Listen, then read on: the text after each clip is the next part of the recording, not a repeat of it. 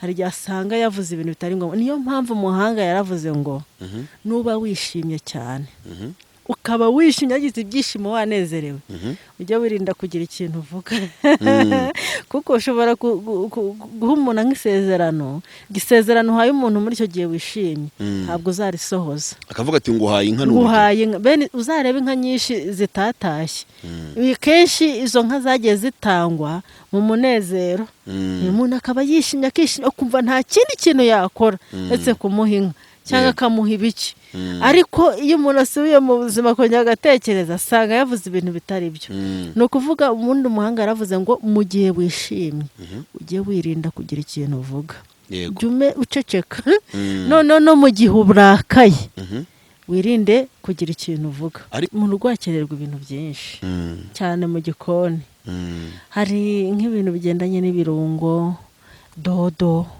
kandi dodo bundi aba ari nk'itegeko ko kuri buri funguro ubonaho dodo ubonaho imboga ubonaho imboga kandi imboga zishoboka kandi zihendutse zishoboka ni dodo kandi ugasanga urajya kuzigura kandi hari uburyo wakabaye kuba uzihinga aho hafi uzareba benshi usanga bafite amajaride manini y'indabo kandi ugasanga barazivomerera izo ndabo sibyo umwuka zizana nta kindi zibamariye ntabwo bazisoroma ngo baziryeho wenda ari imbuto ho ndabyumva ari imbuto ho igihe kiba kizagera ukazisoroma nanone ese ufashe izo jaride ugashyiramo imbuto urangiza akandi gace ugashyiramo nk'imboga ibintu bigendanye n'imboga harimo dodo zirashoboka cyane.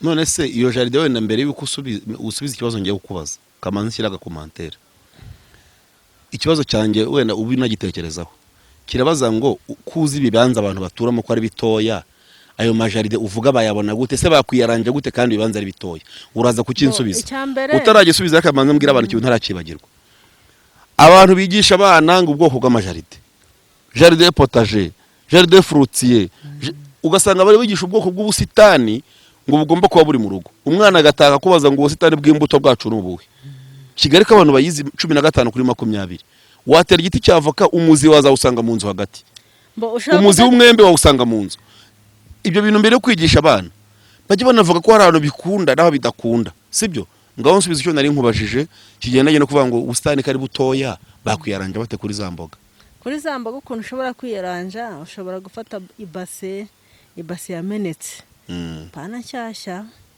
ufata yamenetse itagikoreshwa inshyashya ntiyabikora ariko buri kwangiza no kugira ngo utayishoraho amafaranga voilà nuvuga ngo uravuze se ngo bazafata inshyashya bayimene kugira ngo bikoreke oya ntabwo wabura ishaje ntabwo wayibura wayishatse ushobora no kwisaba umuturanyi cyangwa se ukajya komeza wabwira yego ukabona nk'iyo base ishaje kuba ishyiramo igitaka umara kugishyiramo igitaka ugashaka ziriya dodo hari ubwoko bw'imboga cyane dodo zera zijya hejuru bene izo ngizo ziraramba ntabwo zisaza vuba izo ngizo rero zishobora kuzana nk'ibiti nka bingahe ugashyira mwaho ugasanga rwose birabafashije ya mafaranga bakoresha kugura dodo ukayasevinga.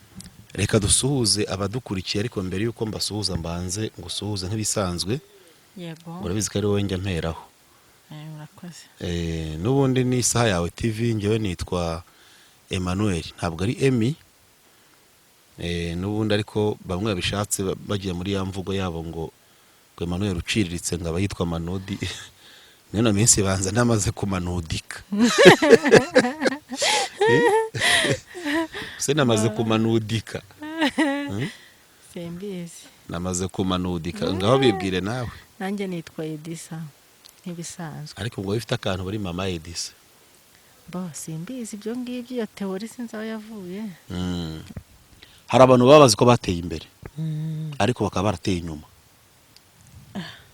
yego ugasanga umuntu afite amafaranga koko ariko uburyo yakoreshamo ni ibiyobyabwenge ni ukwishora mu ngeso mbi noneho ugasanga ahubwo ubuzima bwe buri mu manegeka kurusha uko ubuzima bwe buri gutera imbere. ariko uwo muntu buryo yajyana mu biyobyabwenge ntayaba afite burya.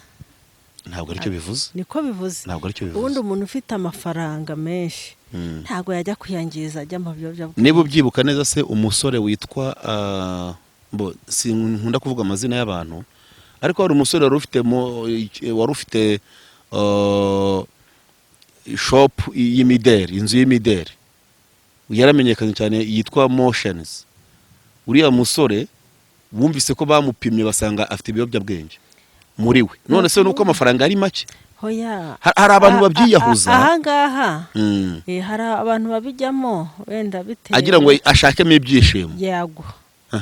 Ashakamo ibyishimo. Ariko uwo muntu ubitekereza gutyo ubijyamo burya nta mafaranga bafite. Ntabwo aricyo bivuze. Iyo teori sinyemera. Njyewe ndabyemera. Kandi hari abantu byasaritse, nkubwiye nk'uhaye ingero z'abantu bafite amafaranga nk'uwo Motions n'abandi. Uwo se ni umukene, ntabwo ari ibyishimo yagiye gushaka. Umurebeye inyuma ushobora gusanga afite amafaranga, ariko ugiye ni deep ushobora gusanga wenda n'amafaranga no kwibaza. Oya bose tuvuge ko abakire bose ntawe ujya mu biyobyabwenge.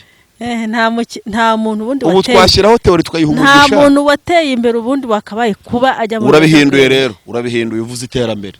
Nanjye icyo ndacyemeye, nta muntu wateye imbere wajya mu biyobyabwenge, ariko wateye imbere gute? Wateye imbere mu buryo bw'amafaranga. Oya. Ufite amafaranga, ufite imitungo, watinyuka kujya mu biyobyabwenge gute? Wateye imbere. Iyo bavuze iterambere ntabwo ari amafaranga gusa, ahubwo uvuga uti nuwonge wagize amafaranga yiyongera ko yari afite. Naho gutera imbere byo haraza mu buryo bw'ubukungu, haza mu buryo bw'imibereho myiza, haza mu buryo bw'imiyoborere myiza, haza mu buryo butandukanye, ndetse n'ibidukikije bizamo. Iryo ryo bita iterambere, holistic transformation, spiritually, economically, socially, environmentally and nicyo bita legally. Nuvuga ngo mu buryo bw'imiyoborere cyangwa se bwa leadership. Ibyo nibyo. Ariko ikintu gihatse iterambere muri gifite umwanya munini, gifite pourcentage niri n'amafaranga. Iyo ni teori y'abantu, ni bigendanye na economy. Iyo ni teori y'abantu nyine yashyizweho, n'abantu bameze gutyo babitekereza uko kubwo kudasobanukirwa. Ariko gutera imbere ntabwo bivuze amafaranga. Amafaranga ni kimwe muri byo, kandi aricyo nje nicyo naherekana nsobanurira abantu. Ntabwo byumvikana. N'abadukurikiye babyumve, we na mukande muri comment muze kunkiza uyu muntu witwa Mama Edisa. Wasanga urufaranga rufite akaba yitwa Mama Edisa, ngiye nkaba ndi ku rwego rwo kwitwa Manudi. Nkaba ariyo mpamvu ngiye numva ibyo amafaranga atari ryo terambere gusa. Amafaranga ni ryo terambere. Hari n'ukuntu abantu mu buryo buri spirituel bavanga ibyo amafaranga babitewe umugongo. Nge byisi ndabizinutswe. Nta karirimbo ryo mva kavuga gutyo. Njya mbyumva. None se byisi mwarabizinitswe koko? Ababiririmba barabizinutswe. Hoya ibyo ngibyo ni bya bihimbano byaje kera. Ngewe ibyisi ndabishaka mu gihe cyose nkiri mu isi. Ngewe na za ndirimbo zivuga ngo ndambiye kuba mu isi, nkumbuye igihugu cyo mu ijuru. Ngewe ntacyo nkumbuye, ndacyashaka kuba ku isi kuko gupfa ndabitinya, sibyo? Abantu babeshya ngo wowe ngo arashaka ngo wamutwara ngakigira mu ijuru ako kanya. Ngewe gupfa ndabitinya, ni nayo mpamvu numvise ko ejo nzapfa. Byantera ubwoba. Hari kanguha urugero, twajyaga tujya mu masengesho, umuntu akerekwa akavuga ati jewe Imana inyeretse hano harimo umugeni. Umugeni wundi yasobanuraga umuntu ugiye kwitaba Imana. Turi kujyana. None ko wari umaze igihe uririmba ngo nkumbuye igihugu cy'iwacu, kucyahitaga hajyaho amasengesho yikubagaho yo gusenga ngo Mana hagarika ibyo bintu, Mana mugarure, Mana turacyamukeneye. Aya masengesho yajyagaho nkurikije uko mbyibuka. Yabaga ari yo gusenga kugira ngo Imana imutunganye neza. Oya abantu barariraga bakavuga ati Mana ibuka ukuntu wazuye Lazaro, twibutse ukuntu wazuye umwana wa Yayiro, twibutse ukuntu wakoze ibintu bakavuga ibintu ABCD, twibutse ukuntu ari umugore ngo bajya gudoda imyenda akayiha abapfakazi, bamwitaga wita Tabita cyangwa Doroka. Yego, ukuntu wazuye Doroka. Abantu bagasenga bataka ngo Mana tugarurire uyu muntu wimutwara. None ko wari umaze igihe uririmba nkumbuye igihugu cy'iwacu ndagikumbuye, aho nzagera nkaruhuka. Ahubwo numva abantu bakabaye basenga uvuga uti iyo abangize Imana ngasanga ari nje, naba ntomboye ko ngewe ibyo nifuzaga ngiye gutanga abandi kubibona. Niyo mpamvu nge nivugira ngo ibyisi ndacyabishaka, yandirimba ivuga ngo ibyisi ndabizinutswe nge sibyo sinyemera. ndacyabikeneye mu gihe cyose nkiri mu isi kugira mbashe kubaho. Ubundi hari ibintu byinshi abantu bazigira hano ku Isaha Yawe TV. Hari icyo bita ihindura myumvire tuzakora. Ihindura myumvire cyangwa se ihindura mitekerereze. Hari ukuntu abantu baba mu bintu bya rutine barabifashe mu mutwe. Hari n'igihe umuntu avuga ibintu akabivuga mu kanwa akabisohora mu kanwa ariko mu mutima atari ko bimeze. Uburyarya. Ugasanga aravuze ngo ngewe ngo gutya na gutya kandi mu mutima bitarimo. Jya uvuga ibintu nk'uko umutima wawe bimeze. Abantu Imana baba barira ku kintu cy'uburyarya. Ko ari bwo bwuzuye. Abantu benshi bagira uburyarya. Hari ukuntu ngewe nkunda kuvugisha ukuri, none waba umunyakuri akaba ari wowe uhindutse umunyamakosa. Nicyo kibazo. Abantu batinya ko kuko baca umugani ngo la vérité blesse mais ne tue pas. Hari umuhanzi wongeyemo ngo c'est pas la faute à celui qui l'a dit mais c'est la faute à la vérité elle-même. Ngo ntabwo ari ikibazo cy'uvuga ukuri, ahubwo ni ikibazo cy'ukuri ubwako kugomba kubabaza byanze bikunze. Rero harya abantu bagira uburyarya bakavuga ibintu bitandukanye n'ibiri mu mitima yabo. Icyo kintu ni ikibazo gikomeye. Rero umuntu uvuga ngo akumbuye igihugu cy'iwabo, ngo iby'isi ngarabizinutswe, ngo ngaho nzagera mu ijuru nkaruhuka, akongera akivuguruza Imana yavugamo umugeni ngo Mana mbabarire ngo niba yinjewe ngo rwose ngo ntabare ngo Mana mutugarurire ngo urumva atari uburyaryo bwo. Cyangwa yarwara yaremba bagatangira gusenga ngo Mana mugarure. Kandi barabyinanye ngo nkumbuye igihugu. Ubwo mwakabaye muvuga muti niba koko mwari mukomeje cyagiye muririmba, niba mwari mukomeje ko mukumbuye mu ijuru, niba mwari mukomeje koko bitari ukubeshya, mwakabaye mubona umuntu arembye umwe muri babandi babiririmbye mukavuga muti shati naba nawe agiye kudutanga taratomboye. Aho niho nabyemera. Eida mwamubeshya. Niyo mpamvu ngewe nkunda kuvugisha ukuri. Ngewe mu ijuru ntago mpakumbuye. Ndacyashaka kuba mwese gupfa kuko kereka yaba hari ukuntu umuntu yajya adapfuye. Gusa nanone ibyo bihimbano ni ibihimbano byagiye biza kera. Kuri ubu ntago bigikoreshwa. Reka barabiririmba. Oya, kuri ubu ntago bigikunda gukoreshwa. Abantu barasobanukiwe. Abantu barabiririmba. Hakeya kavuga nkumbuye igihugu kiwa ako nabandi ntabwo ari nje. Nkumbuye igihugu kiwacu ndagikumbuye. Ntago zigikoreshwa bene izo ndirimbo za kera kubera ko izo ngizo zazaga abantu bari mu mwuka cyane. Bumva nta kindi bashaka ari gutabigurukira bakigira. Ntiwibuka ukuntu bakunda kuririmba ngo tuzajya ngo mu mwuka rimwe ngo tuguruke mu kanya gato ngo tube twarigezemo. Ngiye twaye ku myumvire yacu twumva ko ari uko bizagenda. Ntabwo irangije babongeraho ngo ijuru ryahumuye we. Ibyo byose ibyo ngibyo ni indirimbo zazaga. Ni kwa kundi uba wafashijwe wumva wishimye ukanezerwa ukavuga ibintu. Buriya ngo hari ibintu umuntu avuga kubwo ibyishimo yaje gusubira bya byishimo byashize amaze gutuza neza, hari igihe asanga yavuze ibintu bitari ngombwa. Niyo mpamvu umuhanga yaravuze ngo nuba wishimye cyane ukaba wishimye yagize ibyishimo wanezerewe, ujya wirinda kugira ikintu uvuga kuko ushobora guha umuntu nk'isezerano, igisezerano uhaye umuntu muri icyo gihe wishimye ntabwo uzarisohoza. Akavuga ati nguhaye inka bene uzareba inka nyinshi zitatashye. Kenshi izo nka zagiye zitangwa mu munezero, umuntu akaba yishimye akishimye akumva nta kindi kintu yakora ndetse kumuha inka cyangwa akamuha ibiki. Ariko iyo umuntu asubiye mu buzima akongera agatekereza asanga yavuze ibintu bitari byo. Ni ukuvuga ubundi umuhanga yaravuze ngo mu gihe wishimye ujye wirinda kugira ikintu uvuga, jya uceceka. No mu gihe urakaye wirinde kugira ikintu uvuga. Ariko ziriya ndirimbo nizo twari tubikuyeho. Uceceke kuko iyo uvuze urakaye nanone ukora amabara menshi. Hari n'ikindi no gufata imyanzuro byose. Gufata imyanzuro urakaye cyangwa wishimye. Gufata imyanzuro wishimye cyangwa ubabaye jya ubyirinda. Nicyo twajeneraliza muri rusange tukabyita gufata umwanzuro. Gusa ikindi nakubwira buriya ngo yuri muri mood runaka niyo werekwamo. Sibyo? Yego. Buriya ngo abantu bamaze iminsi bari mu masengesho byitwaga ayo kwitanga no baracyabaho. Amasengesho yo kumara iminsi ibiri musenga mutarya. Biragoye ko umuntu yakwerekwa ibintu by'inzu, ibintu by'imodoka, yerekwa ibiryo. Umuntu umaze iminsi ari gusenga afite inzara, umubiri yarawimye ibiryo. Niyo agiye mu mayerekwa usanga yerekwa ngo ngiye kubona mbona marayika. Hari amayerekwa yazaga ngiye ubwo nabaga ndi muri ayo masengesho. Bose ngiye werekwaga.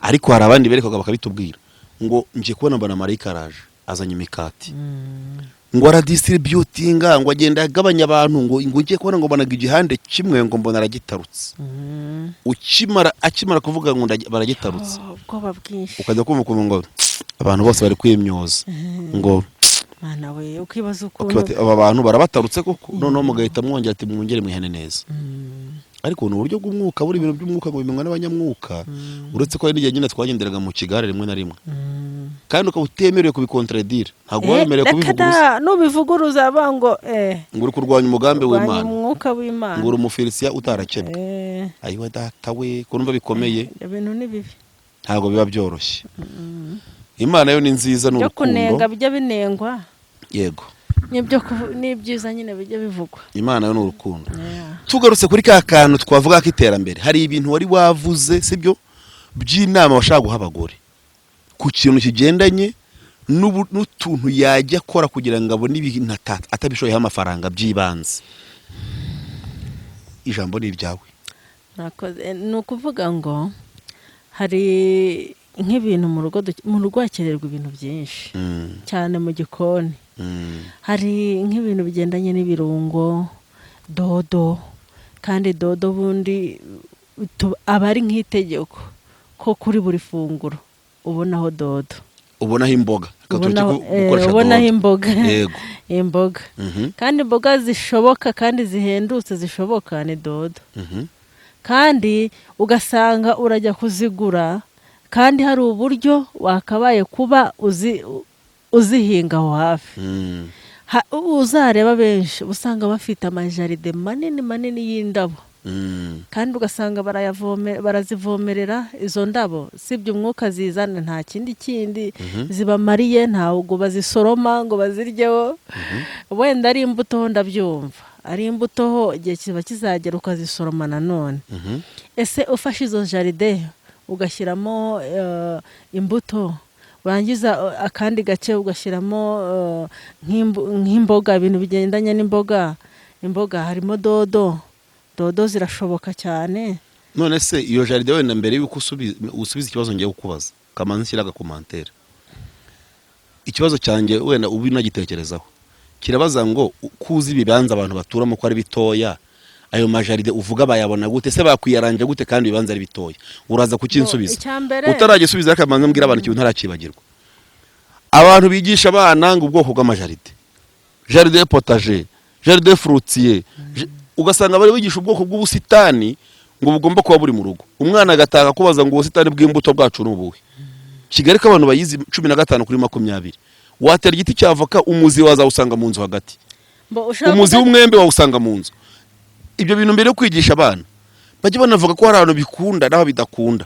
sibyo ngaho nsubiza icyo nari nkubajije kigendanye no kuvuga ngo ubusitani kari butoya bakwiyaranja bate kuri zamboga ukuntu ushobora kwiyaranja ushobora gufata ibase yamenetse pana nshyashya ufata yamenetse itagikoreshwa inshyashya ntiyabikora yabikora ariko buri kwangiza no kugira ngo utayishoraho amafaranga voilà nuvuga uravuze se ngo bazafata inshyashya bayimene kugira ngo bikoreke oya ntabwo wabura ishaje ntabwo wayibura wayishatse ushobora no kwisaba umuturanyi cyangwa se ukajya komeza ubabwire yego ukabona nk'iyo base ishaje kuba washyiramo igitaka umara kugishyiramo igitaka ugashaka ziriya dodo hari ubwoko bw'imboga cyane cyane dodo zera zijya hejuru bene izo ngizo ziraramba ntabwo zisaza vuba izo ngizo rero ushobora kuzana nk'ibiti nka bingahe